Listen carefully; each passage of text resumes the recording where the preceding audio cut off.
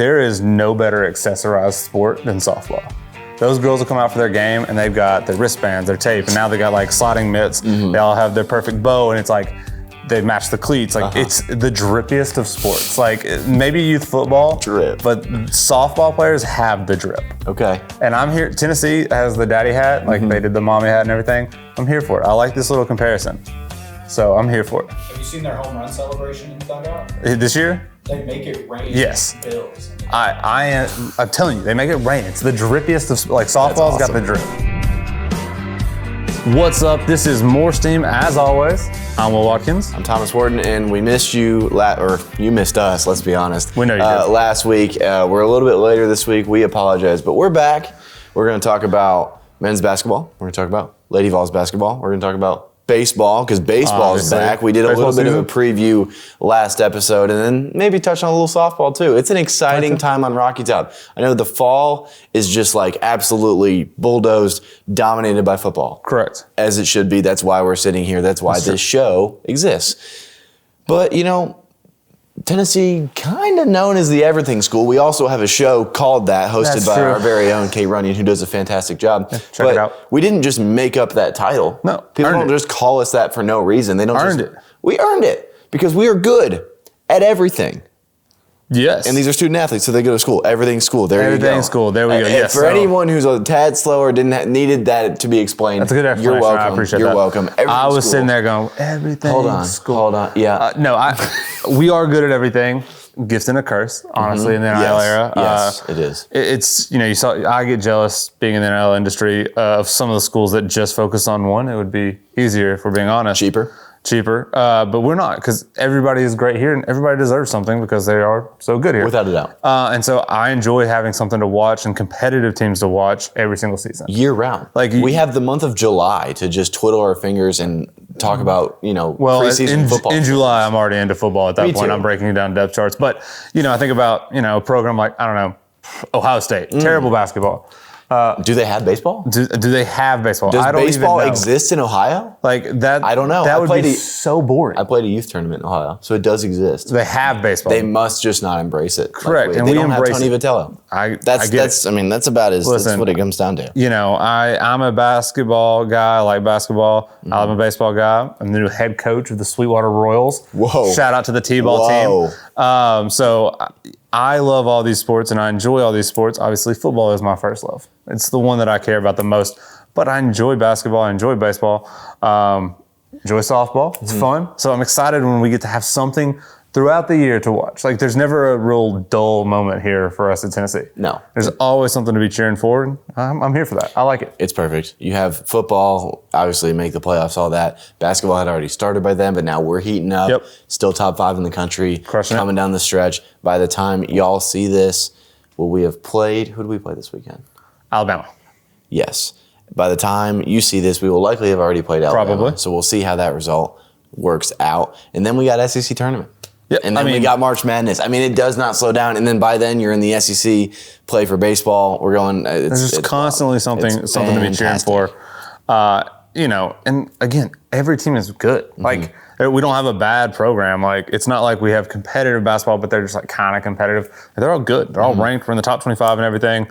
Top 10 in most things. Like we'll start off. We're going to talk all sports, but let's go women's basketball. Exactly.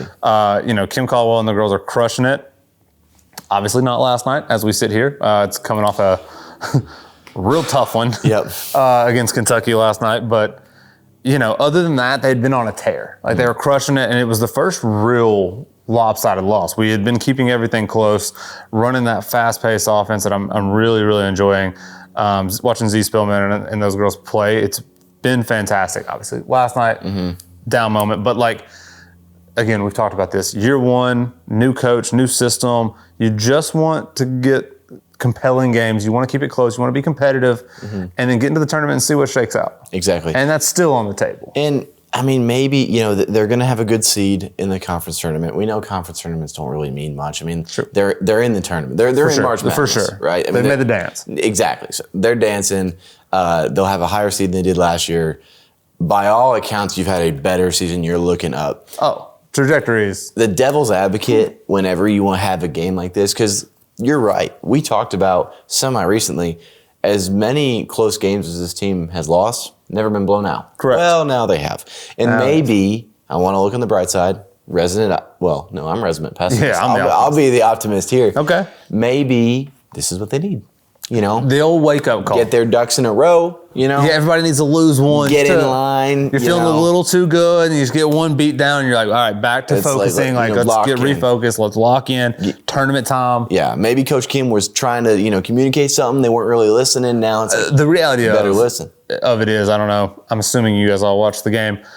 We just didn't hit shots. No. That happens. When I was watching, I was checking the score. I was like, it feels like we are missing everything. We were shooting 28% from the field at that point, and Kentucky was shooting 56%. Yeah. So that was a tough one. That happened to us men's basketball as well. Yep, it happens. Same matchup. There are cold games. It just is the inevitable part of it. But the basketball team, the Lady Vols, I could not be more enthusiastic for them. Trajectory, like talked about, skyrocketing. Tournament's coming. I think we got the team to make a run in the tournament potentially. So I'm excited about them. Kim's crushing it. I think the sky is the limit, or as Michael Jordan would say, the roof is the floor. Yep. Or whatever that saying was. I think I messed that up, but some crazy thing. But they can do whatever they want. They're crushing it. I'm excited for them. You get this great recruiting class coming in for next year that we keep talking about. They're going to make noise. That's my bold prediction. This is a Sweet 16 team. Okay. That's my bold prediction. I don't know. For the Lady Vols. I guess that's bold. I'll take it. In year one, going to Sweet 16 feels like a bold. Maybe it's not. Do I need to get more bold? Final Four? I don't know. We'll see. We'll see. We hadn't gotten there yet. That's a different episode. Tournament preview is coming later. Different episode. But I just, again, somebody that went to a bunch of Lady Vols games as a kid with my grandmother, it's fun to be rooting for the Lady Vols again in a real significant way. Whereas the last couple of years, I was never rooting against them, but I was just kind of checked out, if I'm being honest. Not exciting. And so it's exciting to have a good brand of basketball back on the hill and watching them play a fun, fast-paced offense that brings excitement back to the program that is, in my opinion, the greatest women's basketball program of all time. I think a lot of people share. They are bringing back where we are supposed to be. No doubt.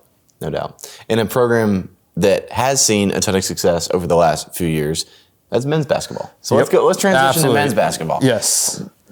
Top 5 in the country, not a massive surprise. We were number 1 for a little bit off of a relatively weaker non-conference schedule. Still in the top 5, looking to get that double bye in the SEC tournament. Again, Bama, as we're sitting here today, it's tomorrow, but by the time you see this, likely that game will have concluded. And we won 82-14. It's crazy. Whoa. Crazy. You should have said something a little bit more rational. It was 82-74. Yeah. There we go. There you go. Lock it in. I like the blowout better. 14 is insane. Rick Barnes defense, baby. The Deacon. He's got him locked up. Listen, it's funny this basketball team has been so successful this year by all accounts. You can't really complain. No. You got Jemiah who's crushing it out on defense, but he seems to be a polarizing figure for some reason with our fans. You see all these crazy stats very polarizing on Twitter, and they're like, we just shouldn't play him. And then I see other stats. It's like in games that Jemiah Mashack makes a 3, we are 12-1. In games that he scores more than 10 points, it's like you're 22-1. The guy can play. He's the heartbeat. He's kind of. It's like one of those silver lining, underlying And here's factors. what I would tell our fan base. It's kind of like the movie The Social Network. If you were the inventor of Facebook, you would have invented Facebook. Yeah. If you were meant to be the coach of the Tennessee Volunteers, you'd be the coach of the Tennessee Volunteers. I'm going to rely on those guys that get paid to see those guys every day to make those decisions. Listen, there's a lot of head coaches on Twitter that are on Twitter for a reason. We're doing a lot of Monday morning quarterbacking. Listen, basketball is about more than just the box score. It's about more than just the plus or minus. I know that's important. If you're on the floor and you're a super minus, that would tell you shouldn't be on the floor. But you have to have a multitude of players playing each game. And so he has to play at some point. And the guy, it's not like he's a liability. He is an elite defender. Right. And he is kind of how I talked about Brew McCoy maybe a little bit during the football season. He's a guy if he clamps up a dude at half court and that dude makes a bad pass and it's a turnover, or he chucks it up and it's a horrible shot, we get the rebound. That's not a statistic. Correct. That gets written down, but it's a game-changing play. It's a possession-changing play.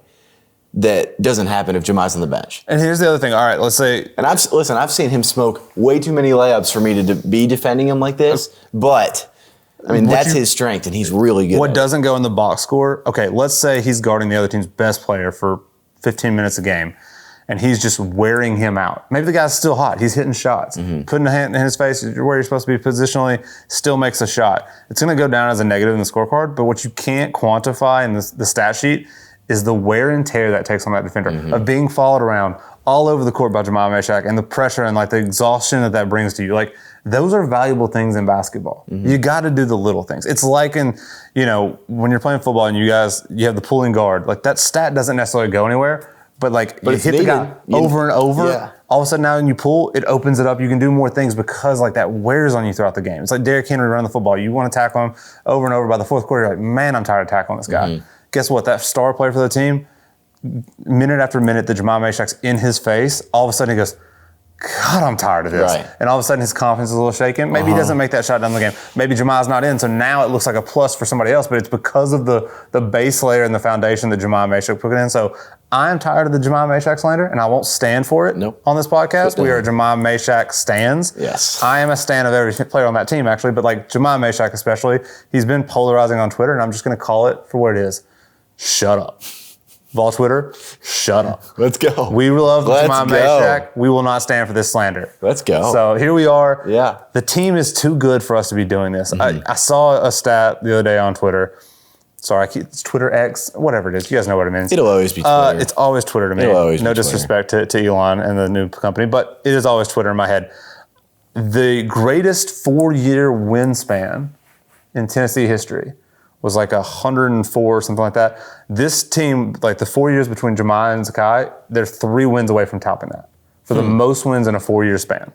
Like, again, let's put some respect on their name. I know that we have gotten this entitlement almost of like, we should be so good. Yeah. And I love that because like, I remember basketball at Tennessee when it wasn't that.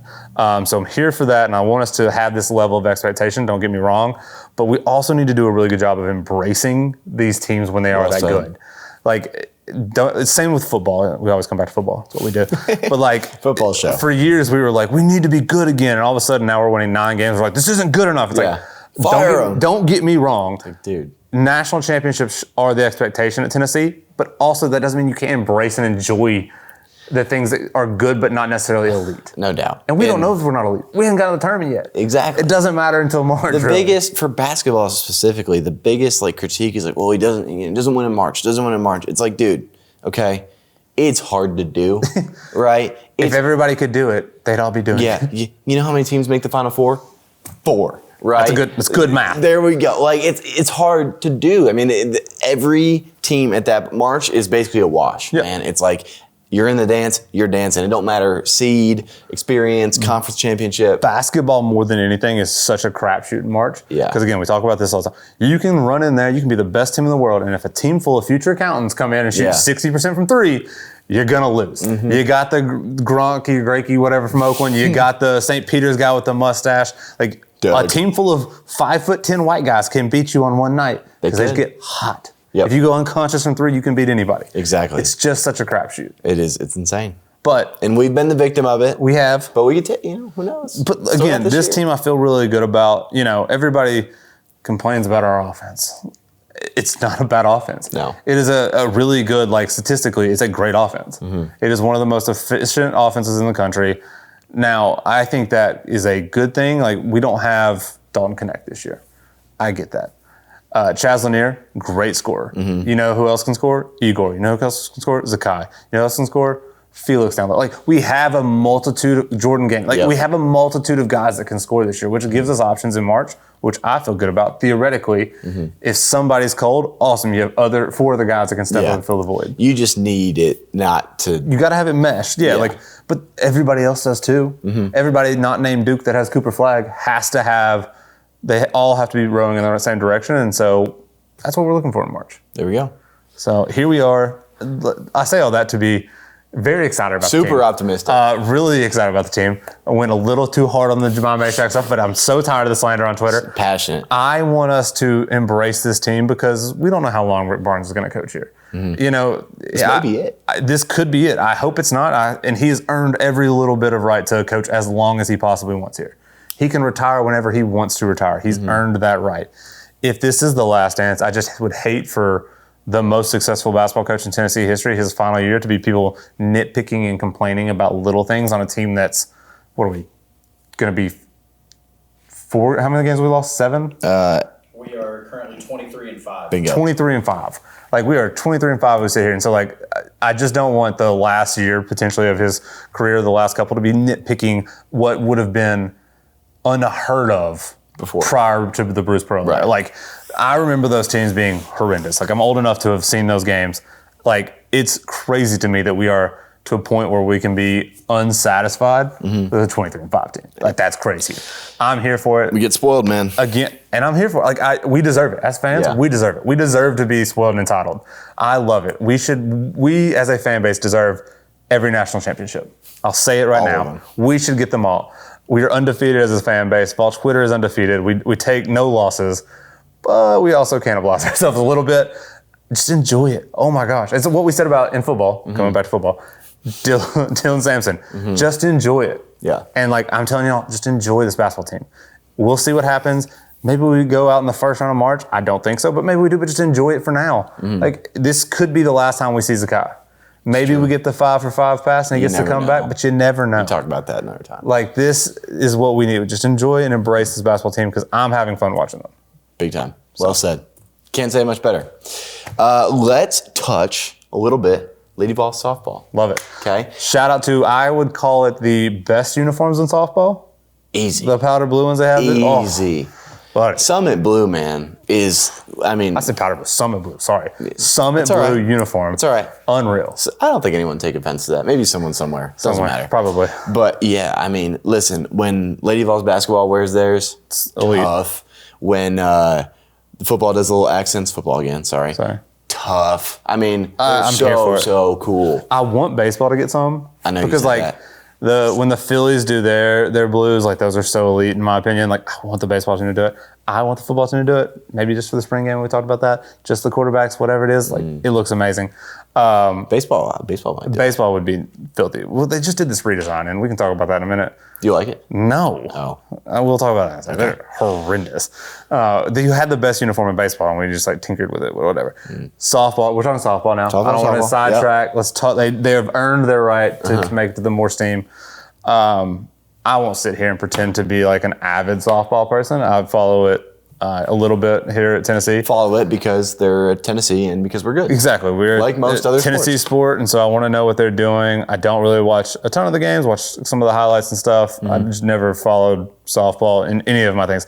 I did work at Oklahoma for a couple of years, right out of grad school, so I got to do did a bunch of locker room tours for youth teams and things like that. So got a little bit more into softball there just because they were so good, and so that's kind of translated over here.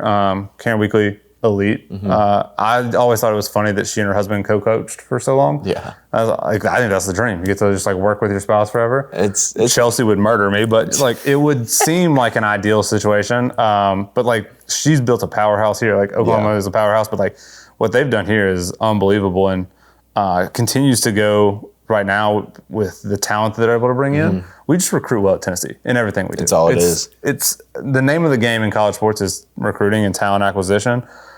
Carlin Pickens is unreal. Unreal. She threw a pitch 77 miles an hour, which if you're a former youth baseball player like myself, you're like, dude, 77? Like I throw that warming up. Like, what do you mean? Do you? Do you? Do you? Yeah, right. And yeah, call me out. That's fine. But you're like 77. You're so used to watching you think on TV. Ben Joyce 104. Exactly.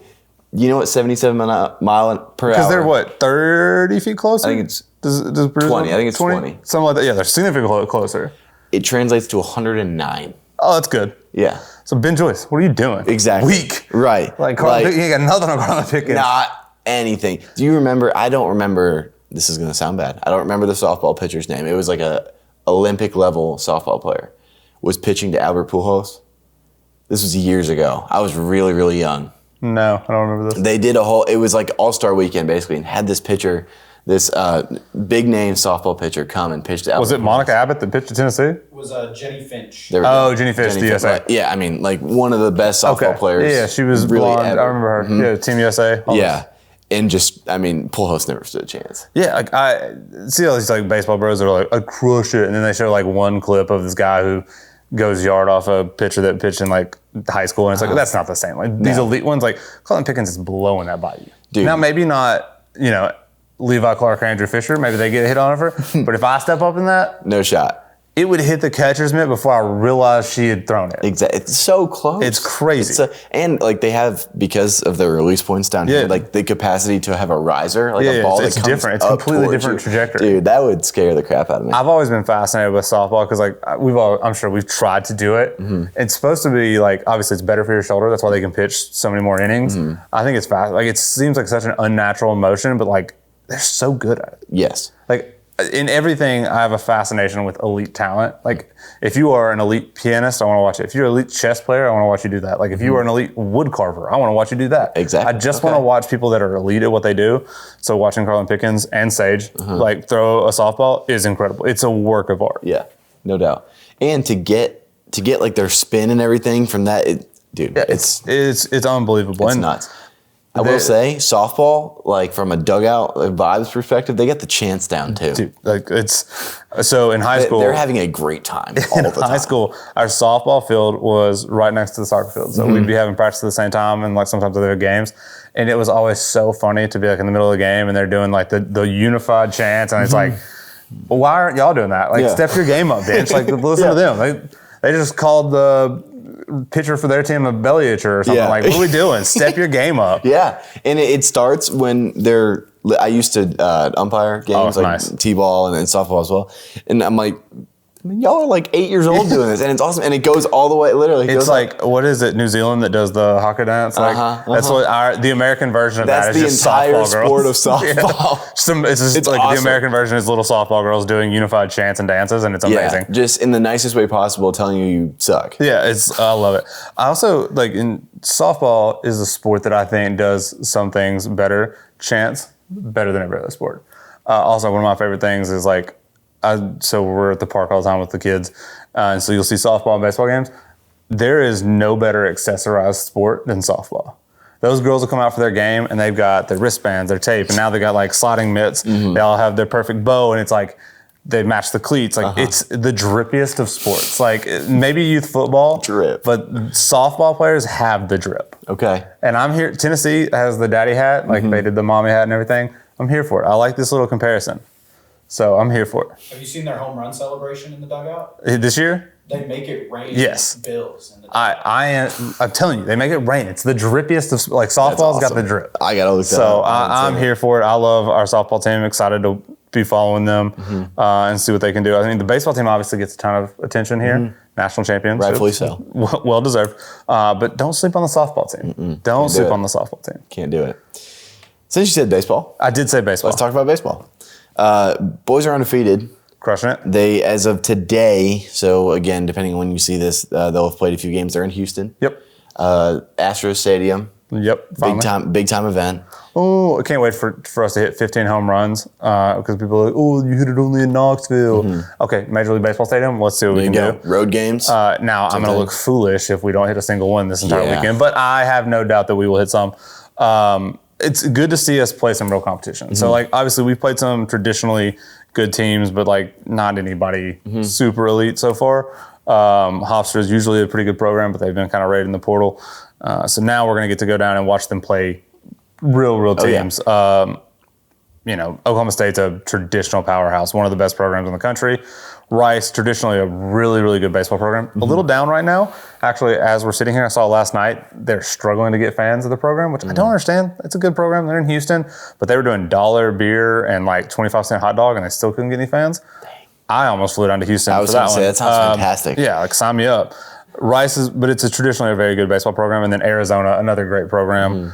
So excited to see what we can do with a program with a pulse. I was mean to Hofstra, but I mean it's fair. It is what it is. I've got a little birdie inside information potentially, and as you watch this, it may have already happened that AJ Russell is going to start on Sunday against Arizona. So there was talk preseason Yep. that he may not even throw. Yep. That he's one of the best college arms. Let's save him for next year. Yep. You know, don't want to sacrifice his career, which, I mean, we have head coach, pitching coach, all the way down to the trainer. We have one of the best stats in the country. Yep. So he pitched on Tuesday. He did. He did 1 inning. Struck out all three. All three looking. I'm not sure if someone even tried to swing at the pitch. It was no awesome. reason. Awesome to watch. So AJ Russell's back. And for those that have forgotten, because we won a national championship without Yes. him, without having him, without our like day one Friday night starter ace. Won't be a Friday night starter. Won't be a Friday starter anymore. Maybe. Liam Doyle. Liam Doyle. Liam Doyle. Oh my gosh. I'll rephrase. Friday night caliber. There you go. Fair. Right. Fair. I mean, Dude, you throw him back in the mix now? if you have he and Liam Doyle and AJ is at like his potential, fully healthy, ready to go, We may not lose. you know, we may like, not lose. I don't know how you drop a series. Those feel like 2 guaranteed wins. It doesn't. I mean, we had that year with Chase Burns, Chase Dollander, Yeah. Drew Beam, and it was just like, what do you do? We don't mention Chase Burns here. I'm sorry. Dollander we mentioned. I love me some Doe. Big Doe fan. But yes, like I think this staff maybe higher end than those guys. Like I think all of those guys had maybe more potential than these 2 guys. I don't really know like projection wise, but like these 2 are untouchable when they're healthy right now. Like Liam Doyle has a current national average of strikeout rate like 20%.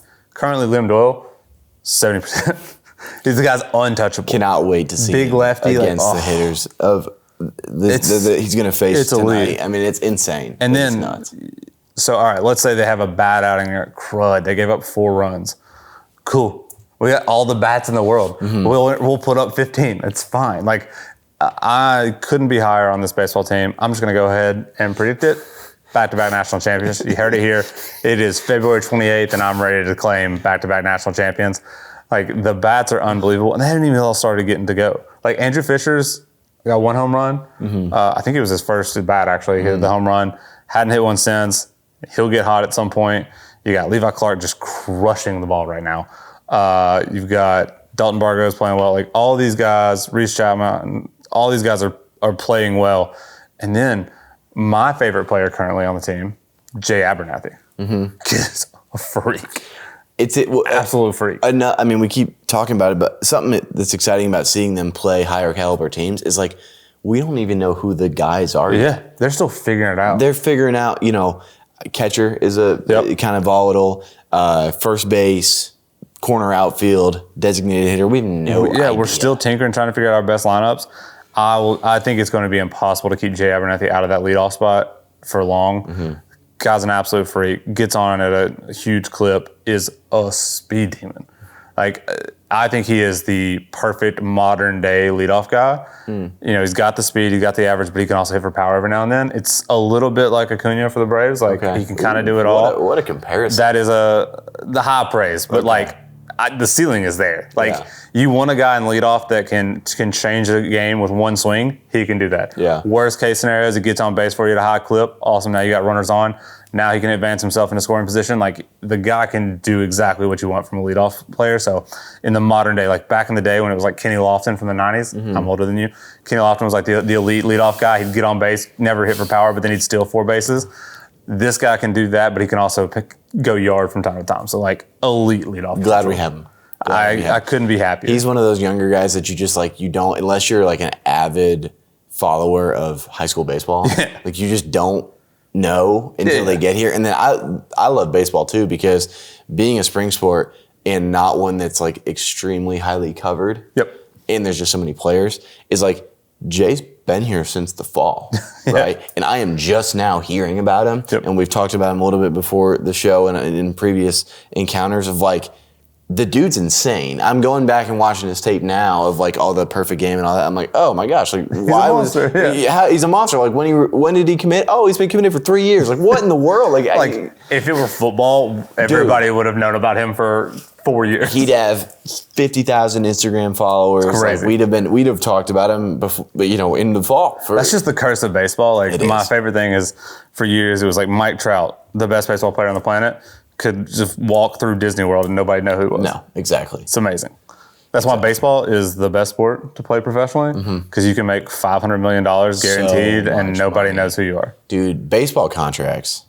I'm It's jealous. just unreal. That's why Cooper's playing T-ball. He's Exactly. not even Start him He's young. 3, and I'm like, get out there, pick up the bat, Future swing it up. Yankees first baseman. right Yeah, there. like let's go. We won't play for the Yankees. Absolutely not. I will refuse. He will be a Brave or a Cub, or any other team that's not the Yankees. So It's fine. mostly because he's gonna be like me. He's gonna have to have a beard. Yeah, well, They do have to just change the retracted- policy. They That's just true. retracted it. But like, well kept. Like that's getting. What does that even mean? Like, get out of here. Yankees tend to pay more, man. Used to. Steinbrenner is dead. If I wanted to go the most money, it would be a Dodger. Like we're gonna. Fair. Just saying. Mookie Betts, a Tennessee man, went to the Dodgers. It's working out well for him. Yeah, that's so. fair. I'll That's send fair. Cooper out to LA. That's okay. I like LA, except for Yeah. the traffic. That's true. I've never been. So. And it's fun. I've been once. I can't act like I'm there all the time. It's fine. Yeah, LA guy. You know, I'm a big LA guy. I've been there once for like 42 hours. It's fine. sounds like a blast. I drove to the beach, drove to the Hollywood sign, like all the tourist things you yeah. can do there. Take a picture. Yeah, no, just took it one of the sign. Okay. That was it. You get a little selfie. No, I don't really do selfies. Okay. I don't want to ruin pictures. So I did the Rodeo Drive. I mean, it was literally like if you made a movie of a guy that went to LA for his first time, it was just me. I was like, look at all these things. Did you get back and was like, bro, that was a movie? Yeah, it was scenes. I went to LA and then I went to Phoenix for something. I don't even know what I was doing, something for work. So yeah, I landed and was like, I don't have anything to do. I'll just drive to the ocean like a loser. So I just stood there in jeans on the ocean, looking at the Pacific Ocean going, how pretty. And I'm like, wow, I'm a loser. So then I went to eat somewhere. It's fun. Not even very good. Like I just walked to a place on Venice Beach and was like, it's open. This I'll is go in where here. I'll go. It's probably like, if I told a local, I'm like, this is where I went to eat, they'd be like, are you okay? Why? Why? And I'm like, I don't know. It's open. Yeah. There you go. There you go. Watkins in LA, short little Morse team segment. Yep, here we go. I can start doing this more often. Yeah, Like a we travel could. vlog where I just recount the random work trips I have to go on by myself. Where I What was the fun facts we were talking about earlier this week? I had an actual fun fact, and then you. you had one about Tony, and my fun fact was Tony Vitello is a great looking man. Oh, and mine is that he's currently the highest. He is the highest winning percentage of coaches in the SEC. And mine was also fun fact, Tony Vitello, very attractive man. So our new segment on Morse Team, this is segment number 1, is fun facts with steamers. Steamer fun facts. the steamer facts. Yeah. So Steamer fact of the week. the steamer fact of the week, Tony Vitello, very attractive. And Scientific, whatever his was. And is really good. Yep. Yeah, okay. So I think that's it. Vols play Bama tomorrow. Deacon Barnes, let's get after it. And fall baseball, down there. Crushing it. Softball's coming up. There we go. Softball just finished up. Well, not just finished up, but it was in they had a tournament. I can't remember. Last what it thing was. I'll say about softball, man, they play like they are 14-year-old travel ball. I mean, they play like They play so many It games. is like 3 games a day. It feels like it's too much. They did one. I talk about this a little bit on Vol Club Recap, which is on all of our socials. So if you're ever wanting to catch up on what's going on in Rocky Top, Vol Club Recap, we got you. They played 2 games in Louisiana, and then the next day had a game in Texas. 2 games in Texas. That's too much. And then the next day played 2 more games in Texas. So 6 games, 2 states, 3 days. Insane. I was told that the place in Louisiana where they played was relatively close to the place in Texas. So it's not as drastic as I'm making it feels sound, but it's drastic. still insane, still nuts. Yeah, they were just across the country in California playing in the Mary Nutter Collegiate Classic. There you go. So California to Texas, Louisiana to back home in Knoxville. So they are all over the country, just taking on any and all challengers. All of it. I love it. of it. That's what we are, and everything's cool. We play in everything. We win in everything. We dominate, just like the Steamers dominate the views here. So excited. Please like, subscribe. Please share. Please share. We need more Steamers. And so, yeah, we'll see you guys next week. Yeah. Go Vols.